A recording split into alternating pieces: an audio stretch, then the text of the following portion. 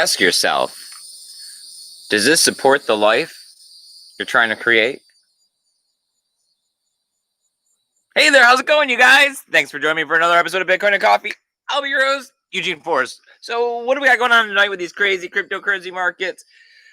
Same old, right? Moving sideways. But if you look at technical analysis, a lot of people are pointing that we're reaching the end of this consolidation period, and that, the price could be breaking out 20%, possibly one direction or the other, eyeing possibly 11 or 7. I don't know. I mean, I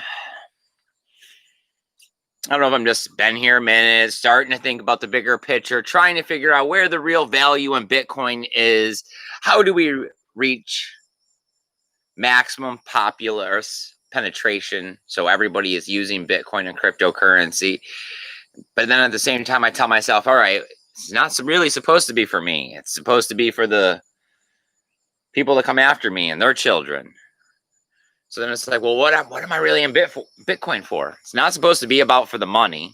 And I keep telling myself it's for the revolution. And then it kind of clicks and I get it. And it's this ideal that I can see the future. And I see that there's lots of different possibilities out there.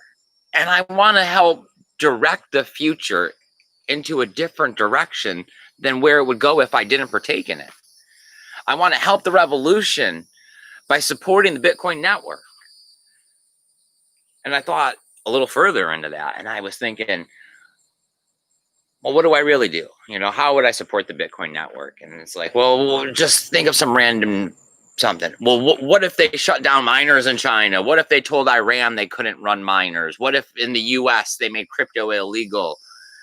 It's like, well, I'd still support it. Try to do something on the down low.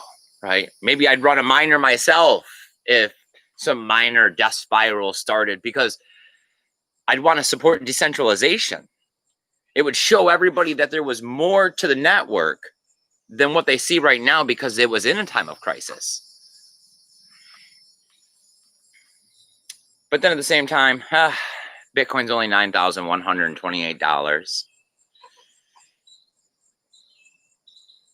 I got into Bitcoin at $700 4 years ago. When did the Winklevoss twins get into it? Perspective, right? Is it about today? Is it about tomorrow? Always think of the big picture. And you know who's here thinking of the biggest picture? My wonderful co-host, Sammy. Good evening, everyone. So, Sammy, thinking about the big picture, what's important? Well, family. Is it? Yes. Why? Okay, maybe not the people you live with, the people you see on a daily basis. I guess I don't know if it would be considered family in the structural sense, but I mean, they're important because you care about them. But hey, the human condition, right? It's tough. The caring, the loving. I think this ideal of, expanding and being a peaceful person also means that you want peace for others. Yeah. And the ideal of wanting peace for others kind of comes along with not being manipulated.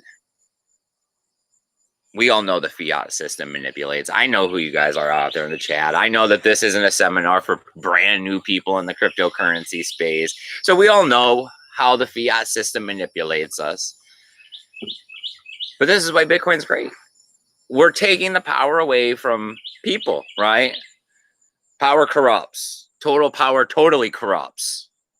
So the blockchain, the program, it doesn't care, right? It just follows protocol. Yeah. It has a set of rules that everybody can see. You can't just go throw new rules in whenever you want. We all have to agree. That is true. Yep. These are the things that make it special, right? This is why we need to push this agenda of changing the world towards a decentralized currency instead of this fiat cash. And this is all on the heels of universal basic income. right? These words are once again being thrown around. I mean, I know in my mid-20s, I would have totally stopped working if they would have gave me universal basic income. It would have been fishing every day or something. Okay. So there is no chat, but there are people watching. So I don't know. Oh, well, here, let me help you out, Samantha. See if maybe I need to refresh something. I don't know. All right. You want to tell everybody a little story, Samantha, then while I check this out? So while we were in the Keys, I saw a barracuda.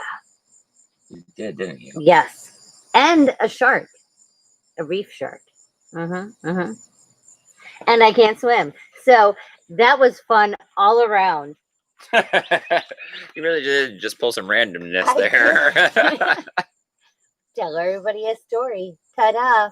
Yep. I was surprised how much purple there was. You know, there was a lot of blue, I was like thinking, really dark blue and purple. Yes. Yeah, I was thinking more like reds and greens and stuff like that, but I saw a lot of purple. And yellows. You know how like when you see like, you know. Maybe our eyes were just registering it as purple, but it's actually all that spectrum that we don't see, the ultraviolets. Well, we didn't have an underwater like camera, or you know, so maybe it was you never know, I guess. Maybe it wasn't just purple. All right. So who's here in the chat? What are you guys thinking? What's going on this evening? What are you guys thinking about the cryptocurrency space? Do you guys think we're going to break out to the upside, to the downside? As always, I want to remind everybody that we're a not-for-profit organization around here, and we totally are just here to support Bitcoin. We want to get out there and support it however we can. But right now, because of COVID, the only thing we got is the email help desk that's listed down below, and the other social media platforms that we're posting to that you can send me a personal message or direct message to get questions answered. I know that bull run is right around the corner, which will have new users. We want to guide people away from things like our first topic, which is like the only thing everybody's talking about, which is what, Sam? What's everybody talking about? Oh, scams. Yeah, the Twitter scams. All the Twitter scams, hack scam. That is the most, the Twitter hack scam. It's like all of them together.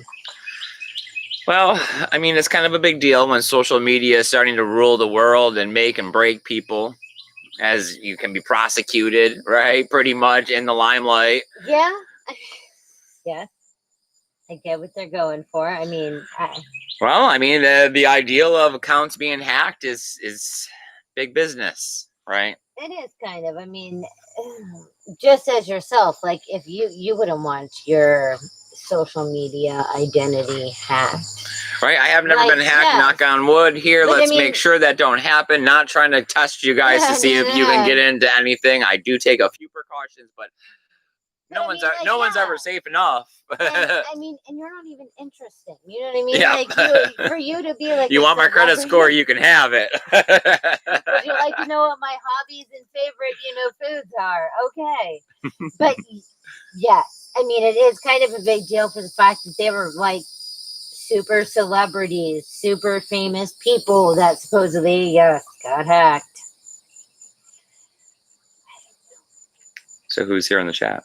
Oh, we have John from Malibu. John from Malibu. Nice. I'm glad that you were here, my friend. Remember, you guys, hit the thumbs up, share the video out. Let's see if we can get some more people hanging out with us. We have Handy Rams. Handy Rams. Nice. We have Micah, your brother. Also, Micah, I'm glad that you could get out here. Handy Ram says, as a trader, I think it is the best time to get in. The seed is planted with the big Twitter hack. I mean, I do. What were we watching? Adam Meister? It was This Week in Bitcoin. Yeah. But where it is like, I mean, this is another, because it is so big and because they are so famous people and that it's going to be another, the masses hear Bitcoin again, just because.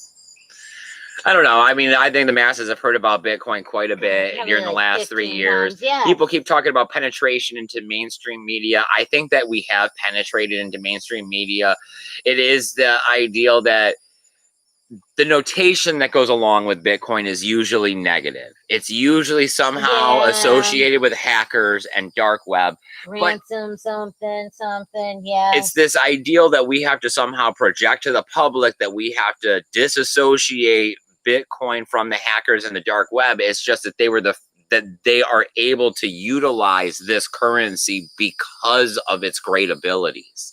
They're monopolizing on the situation of Bitcoin being awesome, and it's getting a bad rap for it. Side of awesome, but Right. it's the same awesome. Like, right, but you could do so many good things on the same side. All right, Benjamin is here. Benjamin, buddy, I'm glad that you can make it out here, my friend. He says, as a huddler, I think it is the best time to huddle. Well, Benjamin said it, so there you go. I mean, the Twitter hack stuff, it has mixed controversy pretty much, right? Because it does raise a lot of questions of how will the public take and digest this information? Yeah. What will the repercussions be? I mean, it's that I don't know. Right. Anything that happens is good for Bitcoin. It is, but in the same, yes, it is. Yeah, because if it brings Bitcoin under fire in some way, Bitcoin always rises above. It mutates and adapts and changes to fit the situation. I mean, just like that's why it is the honey badger. Because just again, I mean, right, Google searches for Bitcoin are up again, like just in the last couple days because of this loveliness. Like it is that same, like, I mean, curiosity is going to kill the cat. It's just how long does it have to lick the antifreeze before it happens? I don't know. I mean, my personal first thoughts were fucking idiot, man. Like, you can do all of this with Twitter, and you're going to go pull a scam out that's going to only get the dumbest of the dumb, because really, who's going to throw cryptocurrency at something thinking that you're going to get double back? Not very many, a small percentage. If this you could market, right, yes, this is the Nigerian prince of crypto scams. You could have marketed that. You could have passed along any message, and it would have, just even saying that Bitcoin can change the world, you know what I mean? Or have sold it on the dark web, you could have got more money probably. Like, you know, full Twitter hack of every verified account, one message shot, you know, you're choosing of date and time.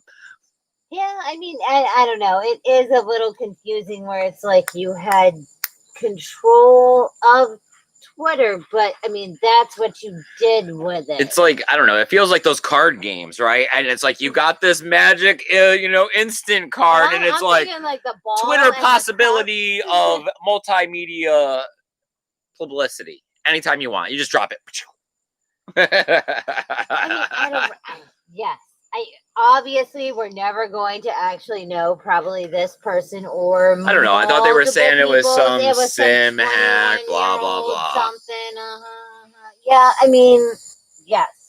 But are we actually going to actually know their real motives? Probably not. I mean, I think that maybe looking forward, it would be like, okay, let's see how he goes about trying to mix these Bitcoin. I know that they were already saying that he wasn't pulling off some of the smartest moves towards mixing it, but I want to see CoinJoin, right? CoinJoin some of these Bitcoin. Let's see it pop out on the other end. Let's see everybody try to break this down because they want to find out. Where's it going? Right, because it's one thing to read an article saying that this company or this school did research and they, you know, couldn't track it. Oh yeah, but put the man on it. Put the man who wants somebody, and see if all of a sudden they say, "Oh well, we still can't figure it out." No, we traced it back to so and so. Yeah, all of a sudden. Yep. I know. Paulouleau is also here. Paulouleau, my friend, I'm glad that you could make it. I appreciate it every time you guys get out here and hang out with us. This is one of the greatest things that we love doing in our lives, is getting out here, talking about Bitcoin. I know that we're not really teaching anybody anymore. Those days have passed. Yeah. But it is nice to continue to keep the conversation going, right? And know that I do see that there are a few new subscribers that trickle in, that watch the older videos as they passed, and it's a plus to know that the community is still here and supporting the ideal of decentralization, even as the price moves sideways, even as there could be possible manipulation to suppress information and all of that. Yep. Papa O'Neilly Shelley is here too. Papa O'Neilly. Nice. Awesome. Oh, James Benhart is here. He says, to do a Twitter hack, the scanners need to go through two-factor authentication. Oh, the scammers. Itinerary said it is impossible agents to keep price down. Look whose accounts got hacked. I mean, it was like, what? Obama. And There was dozens. I mean, it was like 20 something famous people, right? Mhm. Like they were all.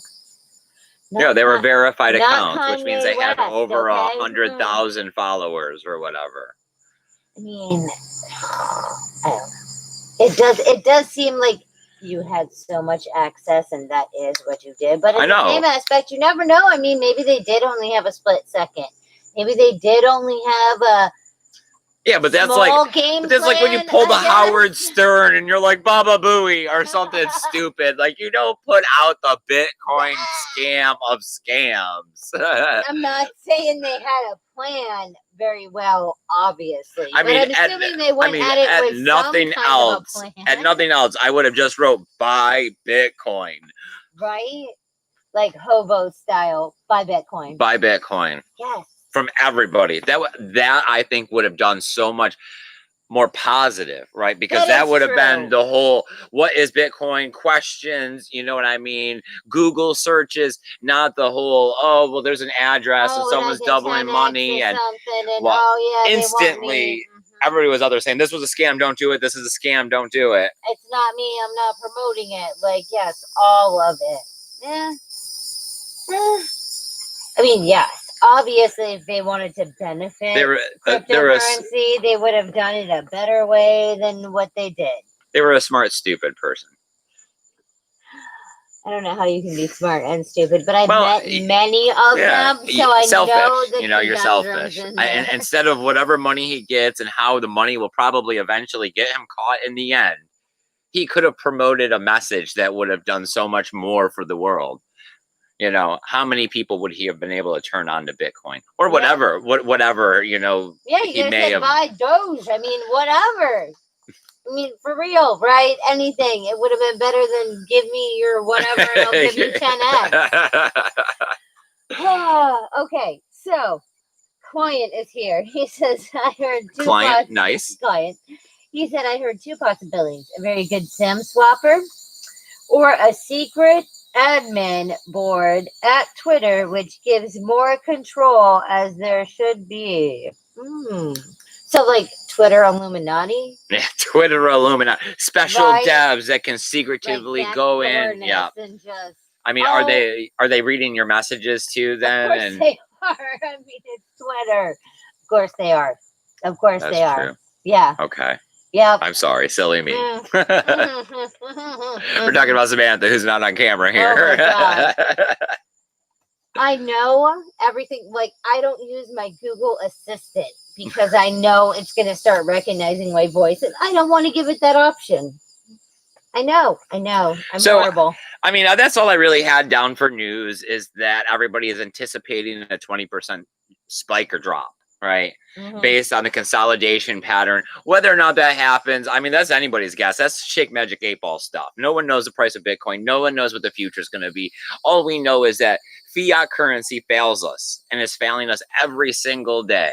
So all we can do is start pointing towards this better solution and hope that we get more people on board. The more of us that get on board, the more of us that hold Satoshis and trade them peer-to-peer back and forth, right? And start supporting, I don't know, second-tier solutions like Lightning Network and Liquid.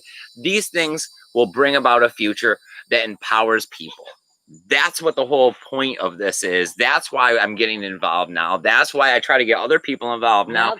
It's not that we are going to get rich. It's not that we're going to do anything special besides change the future so that maybe our kids. We are the beginning. So that is special. I mean, but we don't get anything for it. You know what I mean? It's the fruitless endeavors. Who cares? Like, it's not fruitless if our children's children, okay? Well, a lot of people, it's hard for them to think past of, well, what have you done for me lately? Oh, what have you done for me lately? No. All right. Daniel is here. Just Daniel, nice. I appreciate you coming out. Always, you guys, check out Daniel's channel and his Twitter and whatever else he has going out there. He has a web page. I know he has merchandise. He does. He's got nice little Bitcoin bracelets. Oh, yes, he does. All right. Handy Ram says, it reminds me of those email scams that tried to make you believe you had a rich relative in Africa. I know. And it's like, I never fell for it. Never fell for it. I mean, you have to question, how do you get to go through life thinking that that is possible, that I'm going to hand you $1 and you're going to hand me $2? I mean, maybe it's just that we know we are not those kinds of people. I have never been blessed with anyone saying, oh, like, don't work. Just let me pay you. Like, you just stand there and I'll give you money. Like, no. I know. No. To me, it's like the ideal of, I'm going to hand you $5 expecting to get 10 back. But when I hand you 5, you say, oh, man, you got money, and you punch me in the face and take my wallet. If nothing else, you are definitely going to make me do $15 of work for that 5. Okay? It is a one-up situation. Yes, it is. But hey, that's why we complain about the fiat system, is because it has been geared to manipulate, to push people down. Because the only way you're going to make money is if you got a bunch of people working for you underneath you so that you can sit on top and not really do all that much and, make a couple dollars an hour off the back of everyone else. That's how the system's kind of geared, and that's not really how it should be. Oh, that's how all great nations were made, man. Yeah. Doesn't that sound great? Yeah. I know. James Benhart says the price will just take a little longer before it goes up. But Eugene is the hodler of hodlers. But the math shows that it is probably going to go up soon. I mean, I can see that idea as well. I know that Bitcoin. It's a little funky that they dropped Bitcoin. That was the heckness. So maybe. I believe that Bitcoin's probably going to keep going sideways until it can't go sideways anymore. But I mean, if you're going to ask Eugene, who don't take my word for financial advice, of course we're going to break out to the upside. Duh. That's how this is supposed to go. If we break out to the downside, we're going to optimistic and faith and no, the fundamentals. Yep, no, rock bottom, man. I don't know. 7 cents, man. But we might drink the Kool-Aid, so. I mean, I'm sure we're on the ledge. We're actually gauging how far it's down right now. It's all like, is that like 100 feet? Well, I mean, some people, some people want to take responsibility, and some people want to have faith in humanity. And I guess we're just hoping that people want to do what's right. That people want a better future with freedoms.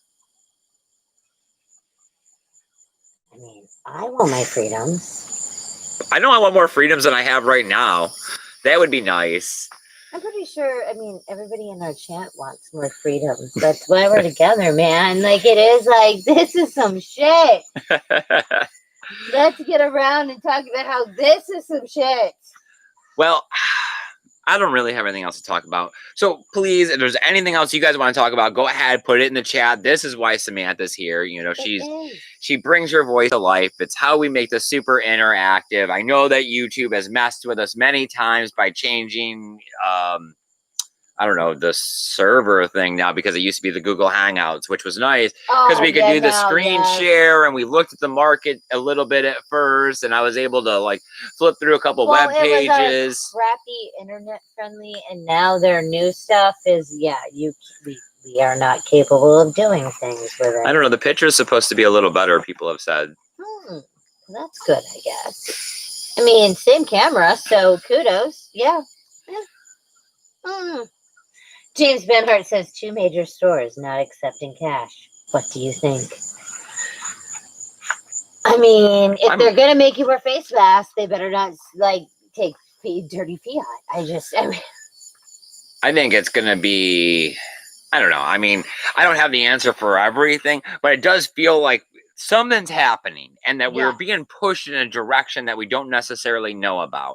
And when they stop giving me change at the store, Yeah. it's like, okay, well, I kind of want to use my card because I don't want you stealing 50 cents from me just because I bought 2 sodas. Because you don't have, quarters or whatever. Yes. And then when I start seeing them make on the 20th and the 21st, we're not supposed to be able to go into Walmart and Kohl's here in Florida. Right? It's like, every epicenter, everyone's freaking got corona, but a lot of people are still running around without masks. And all the counties are different, somethings, and half of them really, it's not required. It's suggested. So it just makes me want to lean towards online shopping. Right? Why do I want to have to go through all this crap to go in the store to look at stuff that I'm probably going to be able to go get online for a few bucks cheaper and get it directly delivered to my house? Face mask? Yeah. I know, right? I mean, the hardest one is groceries because I've never been one of those people to pick the groceries out on the Walmart thing and then have them drop it off. Other people, because I just assume that that Walmart employee is going to be like, slimy celery, whatever. It's the celery that they said. You know what I mean? Like, not you. Like, where it's like, no, I want that one. Yeah, I don't know. Half of my shopping is based on looks. You walk through the cereal aisle and ooh, that one. I need extra marshmallows, please. Yes. Yes, I mean, with glitter. Yes. I don't know if I would get the same feeling scrolling through a list of cereals. I mean, and then we also know, those jobs suck. So it's also like, I don't know if I want to be a part of helping the horrible minimum wage Uber feeders. I don't know, because we clean someone's car who's an Uber driver. Yeah. And we have watched her car. She had a brand new car. And brand new. Less than a year old. Yeah. And it's coming up on maybe a year now. And the interior is completely deteriorated. Yep. She's messed up the outside by little scrapes and dings everywhere. Yep.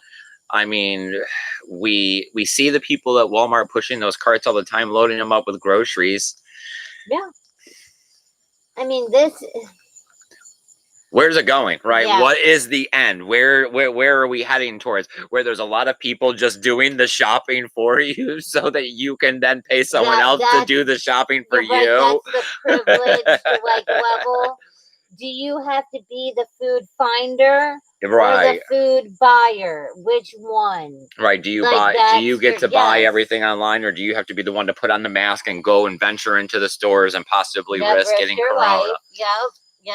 To go to Target for 16 different bored housewives. I know that usually, when things like this happen and there's change, usually the people that can figure a way to get in front of it or ahead of it usually profit the best. So then as I see this, it's like, okay, well, what businesses are going to make their way the best? And a lot of people are concerned with catching this. Yes. So what happens if you start having people have the antibody test and you say, my employees or I personally as the business owner, because you're the only one you're going to interact with, have tested positive for COVID antibodies. So that means I can't infect you. You can't affect me. I'm a non-factor in your concerns. The whole move the next piece or whatever, where they're saying that they don't know if you can get second infected, but in the same aspect, that is a whole nother. I mean, it would be a great advertising point to be able to be like, yes, all employees have tested positive for COVID antibodies and can no longer infect you or be infected. No longer a contaminant risk. We can sneeze all over you. I mean, it does kind of suck that I haven't seen a jump like that from any businesses, but that's what I see next, right? That's where I see if this continues going. James Benhart asks, who makes the coffee in the morning? Well, I make the coffee. Yeah. Not always. I've gotten up and made it quite a few times. 98% of the 2 decades we've been together. So. All right. But who gets up and feeds all of these birds? He gets up first. I'm not the one. I am the one that's all what the, we have 10 minutes. What is, the alarm hasn't even went off. And yes, I go and feed the birds and let the dogs out. And that's when the coffee is made by me. It's all around the same time, accurate in any way, as well as the percentage numbers. Well, I mean, I'm not saying. Right now they're supposed to be saying that 11 to 13% of all people in Florida have or have had COVID already. Okay, I mean, I don't know. That's as high as the unemployment rate. So, I mean, 10% of you are unemployed, 10% of you got COVID. Florida's all... 30% of you is retired. You're all screwed. I mean, okay. I don't know, man. I don't know. Well, I mean, we see that the stay on rent is going to be ending here very soon. So that also brings about questions of how is the next cog of the economic machine going to spin when these renters are required to pay rent? Who did? Who didn't? Who saved up? Who didn't blow that stimulus check and gave it to the landlord? I mean, it's all of it. And then what's the point? Because right now, most of the courthouses and the government stuff are shutting down and closing their hours in their offices. So all of these people that are going to be evicted or civilly sued for mortgages and all of these things to get them out of these dwellings, how long is that going to take? Because there's a crap load of people. I don't know. It's just, all right, in television and everything else, they always show the future and they always show that bad side where everything's congested, everything's clogged, the transportation. You mean like the Blade Runner? Yeah, I got you. No, not Blade Runner. Oh, God. I'm forgetting what it is, but continue. It seems like that's where all of a sudden we're going to wake up on the other side of this. And it's just everything is going to be, because of the massive inflow, all of a sudden the court systems will be backed up for years. Right. And that's when you pay like $1,000 for your teeny tiny capsule of an apartment. I gotcha. Okay. I see where you're going with. The economic system gets all messed up. So now the money prices are all over the place. So people have to start going into the micro living spaces or multi people in the dwelling or whatever. Moon mining, whatever may happen. Hey, you get desperate enough for money. I'm thinking like Total Recall and like Fifth Element put together. Well, I mean, all right. We think how we think because of the lives we've lived, but also remember a couple hundred years ago, people hopped on a boat and head to a world that they didn't know existed because they wanted new opportunities. Oh yeah, that was super balls. In a generation or two from us now, when things are congested, extremely congested, the opportunity of something new could seem appealing.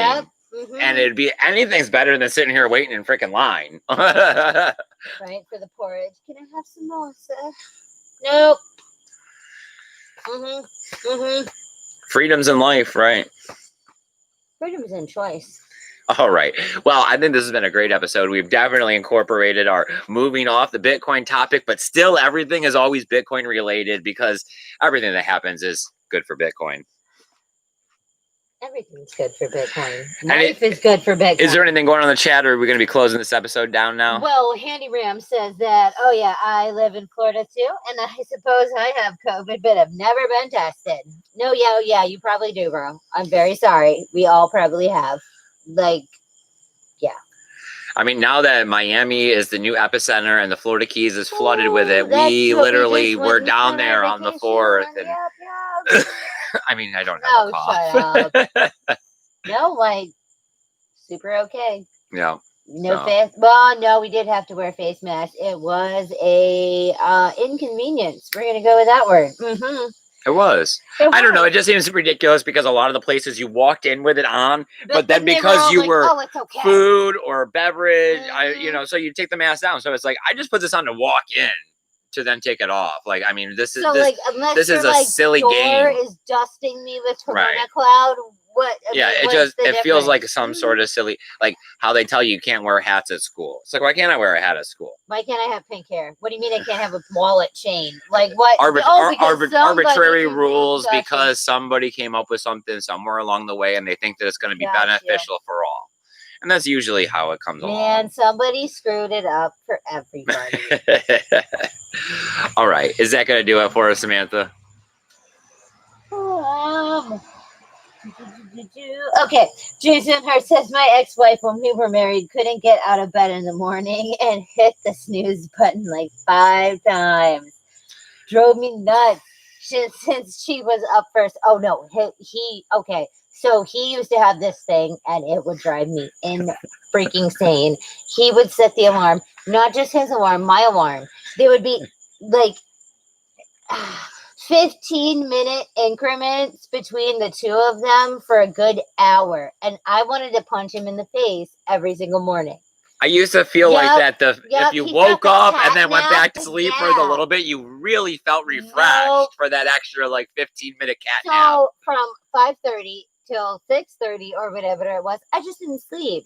I was just waiting for that next alarm. It was freaking awesome. And that's when I was like, no, we can't do this anymore, dude. I took my phone out of the equation and eventually you fell off. But I mean, it was just like, no, okay.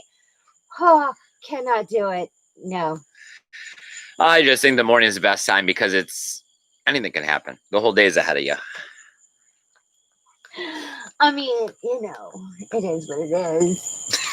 I'm not a morning person, but I am now. It sounds like that's going to be the end of our episode. I hope you guys go out there, have a great rest of your evening, eat something healthy for dinner, wash your hands, and remember, keep that BTC safe. Later, guys. Bye, guys.